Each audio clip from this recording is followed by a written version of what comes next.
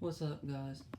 Um, I'm going to talk a little bit about basically what has our society come come to. Like I see all these videos and everything else. Me being 19 years old, living by myself, I have to support myself and everything else. I've learned a lot since I've been out by myself.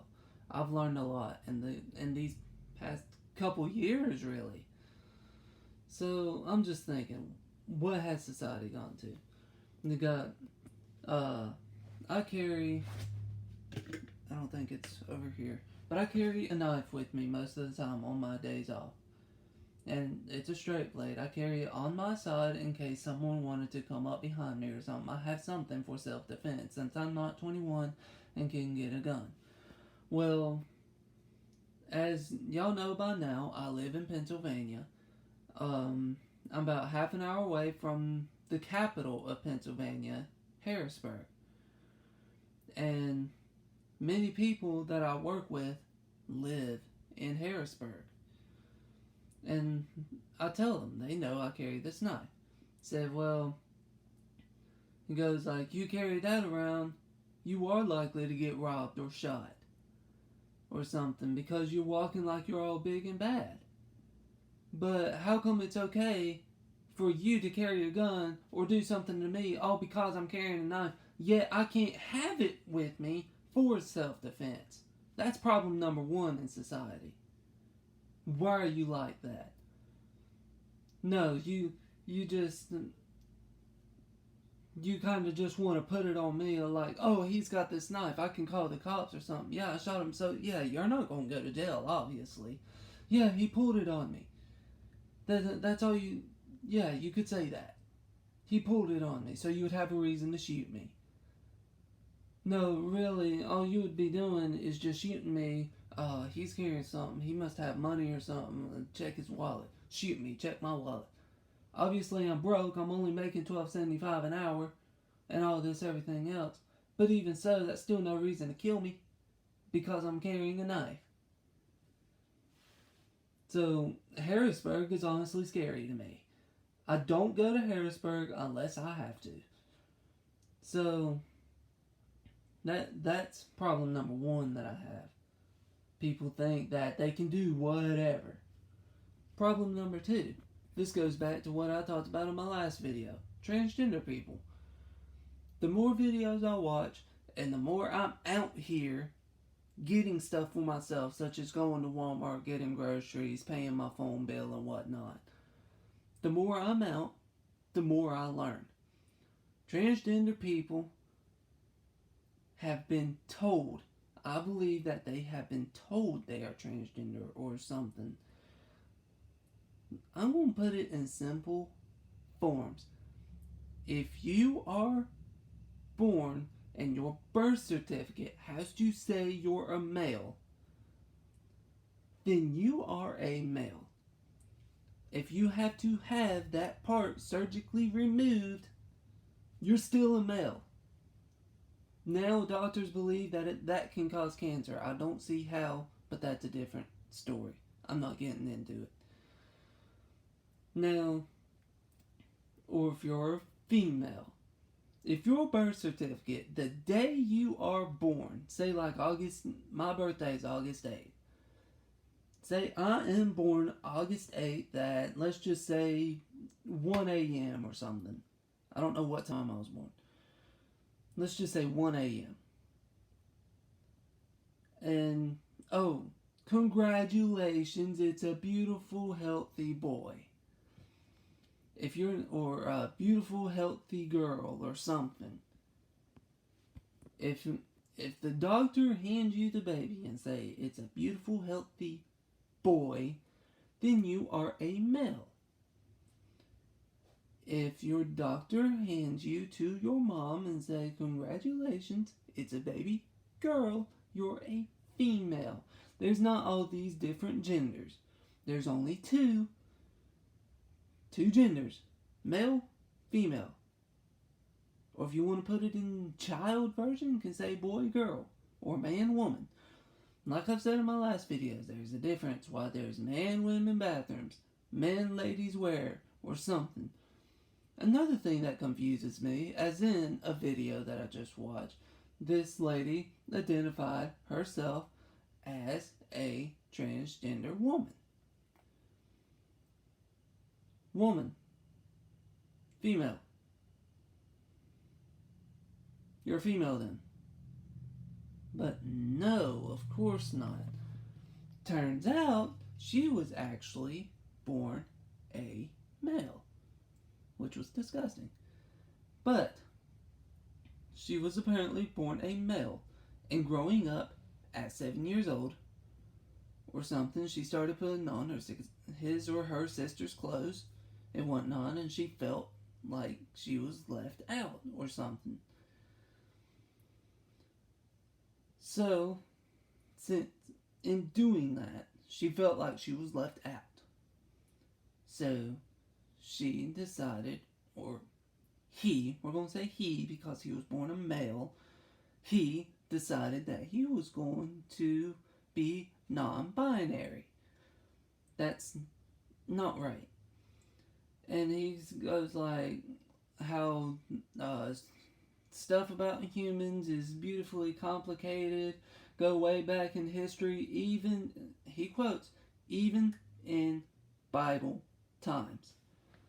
So that's another thing. That's going to lead me to my next point in society. But he mentions, even in Bible times.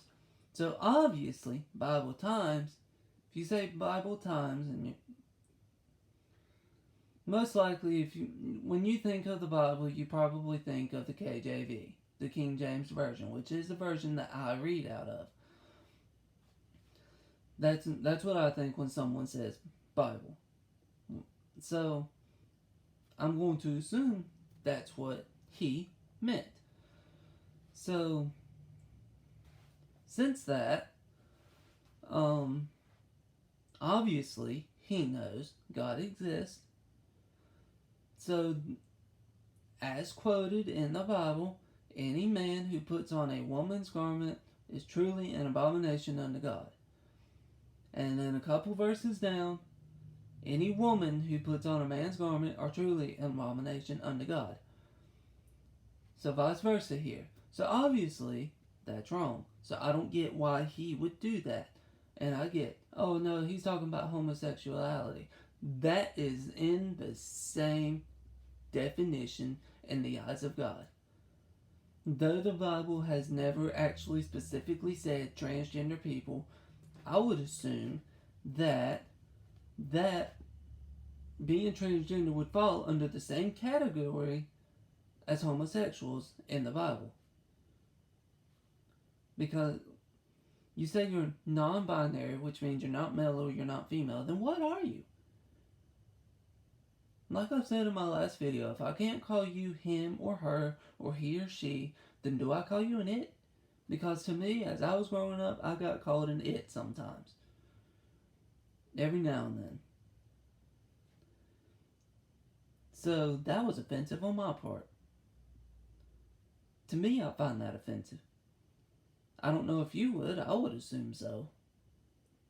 Because you would be like, well, I have a pronoun. Well, it is the only pronoun I could come up with.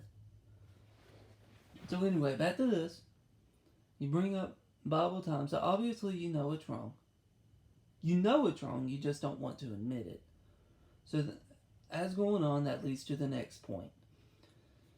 A lot of people bring up Bible times and stuff like that.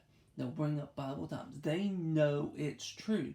They won't admit it. What I think is funny is how they'll bring up Bible times and then turn around and claim to be an atheist. If the Bible, the Bible is a big history book, pretty much. I've met those who who love history, but don't like the Bible. Why? And nowadays, history don't teach you things that actually happen. No, they're erasing the past. They're probably... I haven't been in school since I was 17... when was the last time I was in school? I don't remember. I haven't been to school since I was public school since I was about 12.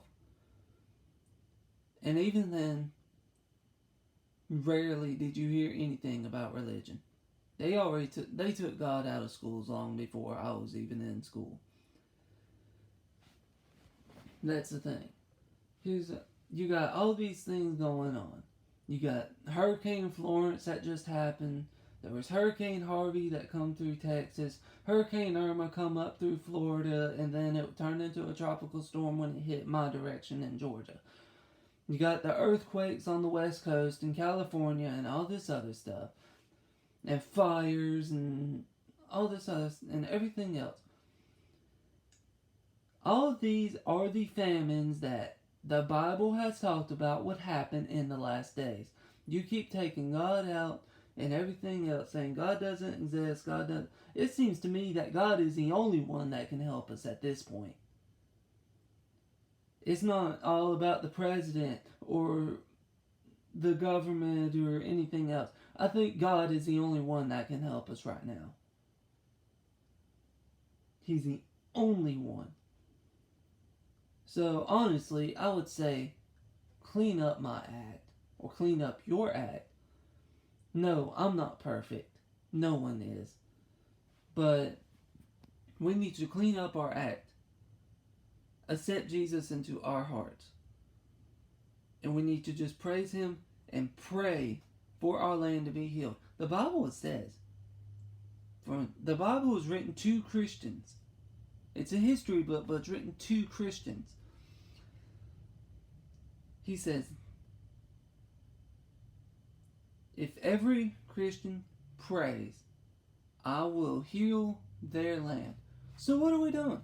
We all need to pray. We all need to step out, which is what a lot of Christians are doing now. But seems to me there's more atheists or people who claim they don't believe in God than there are Christians, and that's a bad thing. I feel like Christians have stepped back for so long. I'm guilty. I'm guilty of it also. I am. But now it's time for all of us to step out and speak up. So, I want you to think, if you're someone who doesn't agree to what I say, then I want you to honestly think. It seems that the only subject that I can grab anyone's attention are the last days. Oh no, that's just a myth, that's a fairy tale. Well, you just called the Bible a fairy tale. Yeah, exactly, I'm sure is what they would say. Yeah, exactly. But let's just put it this way. Read the last days. If you have one of these, it's called a phone. If you have one, you can download a Bible app. Heck, you can even go on your web browser on there. You can go on your web browser and look up. Go to Google or Ask.com, whatever drivetrain you use. What does the Bible say about the last days? And it'll bring a whole list of verses and stuff like that. Do your research. The Bible has talked about famines in the land, earthquakes, and all this other stuff. How things would happen. And then look at what's happening. All I hear about on the news or on Facebook or anything is how earthquakes and fires in California and hurricane coming up to the East Coast and whatnot. That's all I hear. Them are the famines that the Bible has talked about. So before you say God doesn't exist, do your research. And maybe you will see that He does exist and that He is the only one that can heal our land.